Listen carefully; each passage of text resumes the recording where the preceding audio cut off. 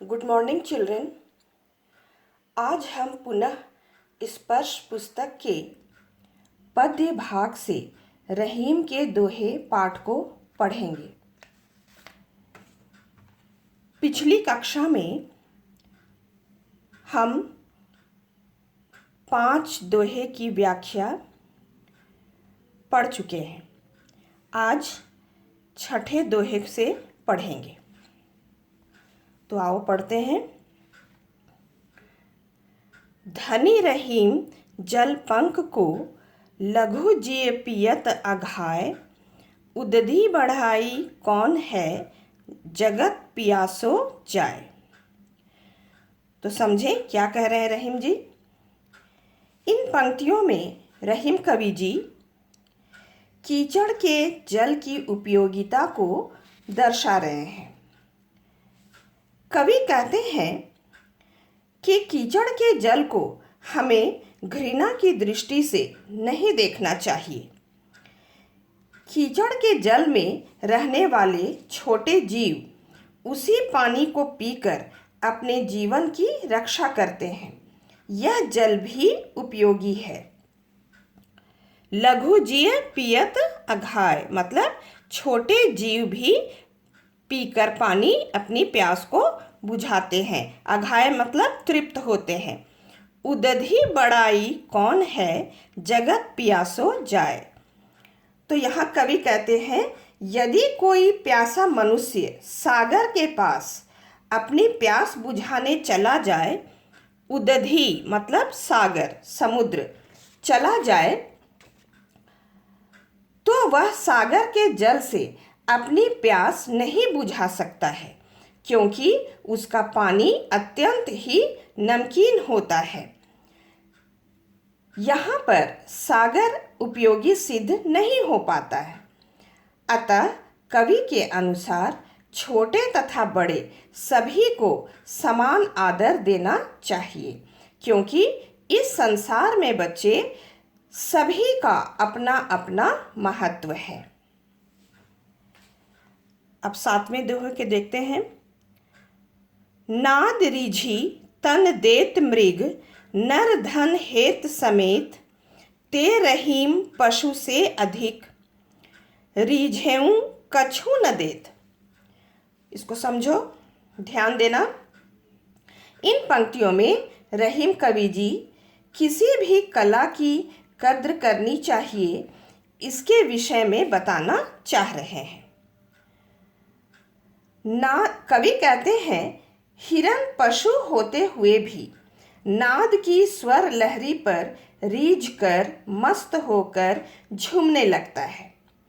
उसे देखकर ऐसा लगता है मानो इस आनंद के क्षण में अपने प्राण तक न्योछावर करने को तैयार है।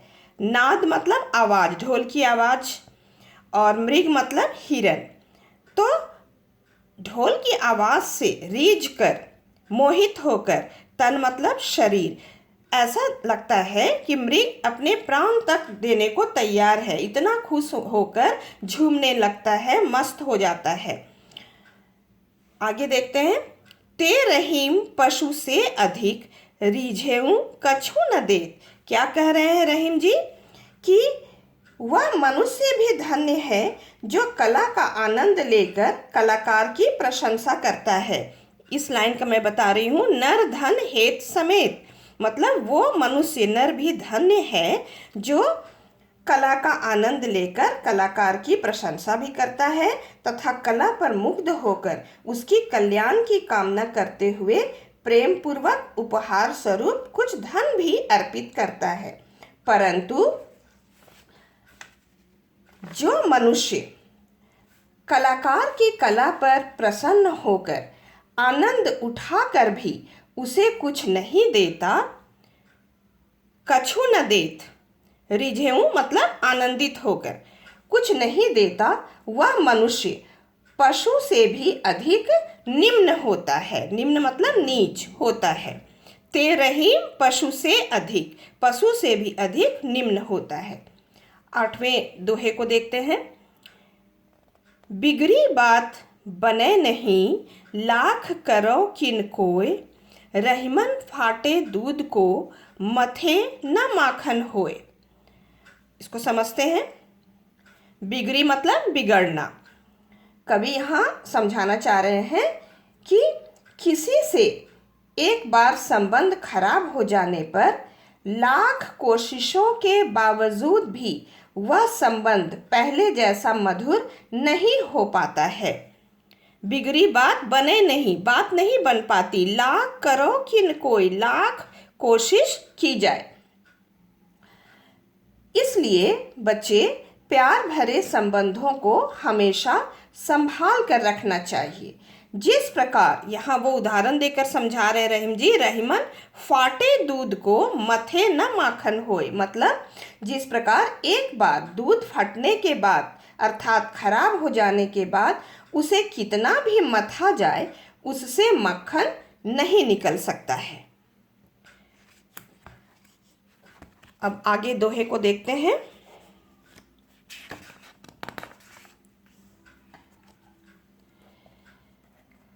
रहीमन देखी बड़ेन को लघु न दीजिए डारी, जहाँ काम आवे सुई कहा करे तरवारी। इसको समझते हैं। क्या कह रहे हैं रहीम जी? रहीम जी कहते हैं कि अपने सामने बड़े या शक्तिशाली को देखकर छोटे या निर्बल की उपेक्षा या अपमान नहीं करना चाहिए। रहीमन देखी बड़ेन को, बड़े मतलब शक्तिशाली या बड़े को देखकर लघु छोटे को दीजिए डारी, मतलब अपमान छोटे का नहीं करना चाहिए। क्योंकि जहाँ काम आवे सुई कहा करे तरवारी। क्या कहते हैं रहीम जी? कि जिस काम के लिए छोटी सी सुई उपयोगी सिद्ध होती है, जहाँ काम आवे सुई, छोटी सी सुई उपयोगी सिद्ध होती है, वहाँ तलवार उपयोगी सिद्ध नहीं हो सकती। कहाँ करे तरवारी, वहाँ तलवार उपयोगी सिद्ध नहीं हो सकती। अर्थात बच्चे, इस संसार में छोटे तथा बड़े सभी का अपना अपना महत्व है, सबका अपना अपना कार्य है, कोई दूसरे का स्थान नहीं ले सकता। अतः बच्चों, सभी का सम्मान करना चाहिए। आगे देखते हैं। रहीमन निज संपत्ति बिना कोऊ न विपत्ति सहाय, बिनु पानी ज्यों जलज को नहीं रवि सके बचाए। इसको समझते हैं। रहीमन निज संपत्ति बिना कोऊ न विपत्ति सहाय। विपत्ति मतलब विपत्ति, मुसीबत, कष्ट के समय, संकट। क्या कहते हैं समझते हैं। इन पंक्तियों में रहीम कवि जी कहते हैं कि निजी संपत्ति, निजी मतलब अपना, निज मतलब अपना, निजी संपत्ति वाला व्यक्ति ही कोई भी संकट सहने योग्य होता है। अर्थात किसी भी प्रकार की विपत्ति या संकट आने पर व्यक्ति की अपनी संपत्ति ही, निज संपत्ति, अपनी संपत्ति ही काम आती है। अतः इसे संभाल कर रखना चाहिए। जिस प्रकार, आगे नेक्स्ट लाइन देखो, बिनु पानी ज्यों जलज को, जलज का अर्थ होता है कमल, रवि मतलब सूरज, तो बिन पानी ज्यों जलज को नहीं रवि सके बचाए। इसका अर्थ समझो। जिस प्रकार यदि कमल को उसका आधार क्या है बच्चे? पानी। उसका आधार पानी से निकाल दिया जाए तो सूरज अपना प्रकाश देकर भी कमल के जीवन की रक्षा नहीं कर पाता है। अतः कवि के अनुसार जीवन के आधार की हमेशा रक्षा करनी चाहिए। अंतिम दोहे को देखते हैं। रहीमन पानी राखिए बिनु पानी सब सून, पानी गए न उबरे मोती मानुस चून। वेरी वेरी इंपॉर्टेंट, ये बहुत महत्वपूर्ण दोहा है। ऐसे सभी महत्वपूर्ण है बच्चे। रहीमन पानी राखिए बिनु पानी सब सून, इसका अर्थ समझो। इन पंक्तियों में रहीम कवि जी पानी के 3 संदर्भों में व्याख्या किए हैं। इस दोहे में 3 संदर्भ, मतलब पानी का अर्थ, एक अर्थ होता है चमक, दूसरा इज्जत, तीसरा जल। तो ये तीनों का अलग अलग इसमें वो वर्णन करके समझाए हैं। रहमन पानी राखिए बिनु पानी सब सून। क्या कहना चाहते हैं? कवि कहते हैं कि पहला ले लो, चमक से समझते हैं। चमक के बिना मोती व्यर्थ है, अर्थात चमक ही मोती की पहचान होती है, इसके बिना उसका अस्तित्व ही नहीं। यहाँ है दूसरे लाइन में, पानी गए न उबरे मोती मानुष चून। इसीलिए मैंने पहले मोती का समझाया कि चमक मोती के लिए यहाँ है पानी का अर्थ कि अगर मोती में चमक नहीं है तो उसका कोई अस्तित्व नहीं रह जाता। दूसरा यहाँ है मानुष, मतलब मनुष्य।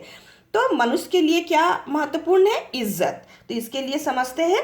पुनः कवि दूसरे संदर्भ में कहते हैं कि इज्जत या सम्मान के बिना मनुष्य व्यर्थ है। एक बार इसके नष्ट हो जाने पर इसको पाना मुश्किल हो जाता है, अतः अपने सम्मान को बनाकर रखना चाहिए। तीसरा यहाँ है चून। चून का अर्थ आटा या चूना, कुछ भी ले सकते हो। तो इसको समझते हैं कि पानी का यहाँ अर्थ आटा के संदर्भ में वो क्या बताएं? जल। यहाँ जल से इसका संबंध जोड़ा गया। तो समझते हैं।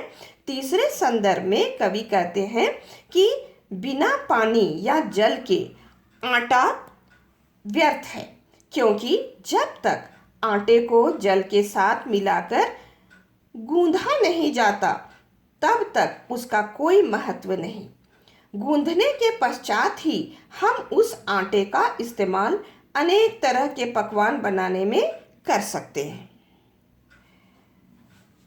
तो बच्चों, शब्दार्थ, भावार्थ एवं दिए गए सारे प्रश्नों के उत्तरों को अपनी स्पर्श की कॉपी में साफ, सुंदर एवं स्पष्ट रूप से लिख लेना।